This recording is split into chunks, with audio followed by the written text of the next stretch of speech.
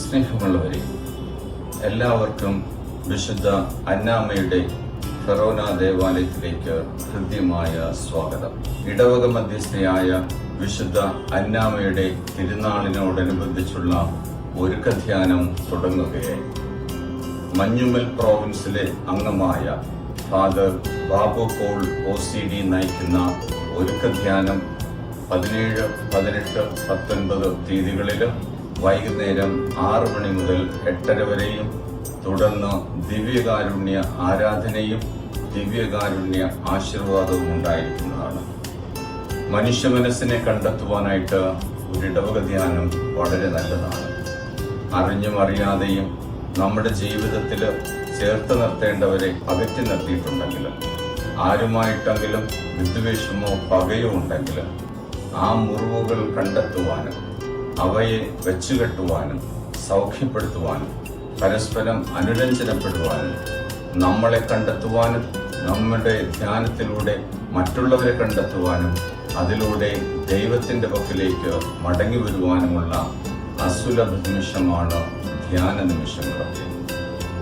ദൈവവചനം ആഴത്തിൽ ധ്യാനിക്കുമ്പോഴും ദൈവാരൂപി നമ്മിൽ ഓരോരുത്തരിലും ജ്വലിക്കുമ്പോഴും ദൈവത്തിൻ്റെ പരിശുദ്ധാത്മാവ് നമ്മിൽ പ്രവർത്തിക്കുമ്പോഴും നമ്മിൽ ആഴമായ ഒരു ആത്മീയ നവീകരണം സംജാതമാകും.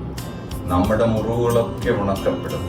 നമ്മിലൊരു അത്ഭുതകരമാവിധം നവീകരണം സംഭവിക്കും. ആത്മീയവും ശാരീരികവുമായ സൗഖ്യം സംലഭ്യമാകുന്ന ഈ ധ്യാനം കൂടുവാനായിട്ട് നിങ്ങളെ ഏവരെയും ഞാൻ സ്നേഹപൂർവ്വം വിശുദ്ധ അന്നാമ്മയുടെ ദേവാലയത്തിലേക്ക് സ്വാഗതം ചെയ്യുന്നു.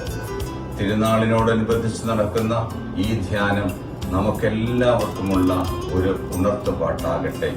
നമ്മെ കണ്ടെത്തുവാനായിട്ട്, നമ്മുടെ സഹോദരങ്ങളെ കണ്ടെത്തുവാനായിട്ട്, നമ്മുടെ അയൽക്കാരെ കണ്ടെത്തുവാനായിട്ട്, മുറിഞ്ഞുപോയ ബന്ധങ്ങൾ നേരെയാക്കുവാനായിട്ട്, എല്ലാറ്റിനും ഒരുമായിട്ട് ശാരീരികമായൊരു സൗഖ്യം ലഭ്യമാകുവാനായിട്ട്, അതിലുമേറെ ആഴമായ ഒരു ആത്മീയ നവീകരണവും ഒരു ആത്മീയ അനുഭവവും ലഭ്യമാകുവാനായിട്ട് ഈ ധ്യാനം നമ്മെ സഹായിക്കുന്നതാണ്.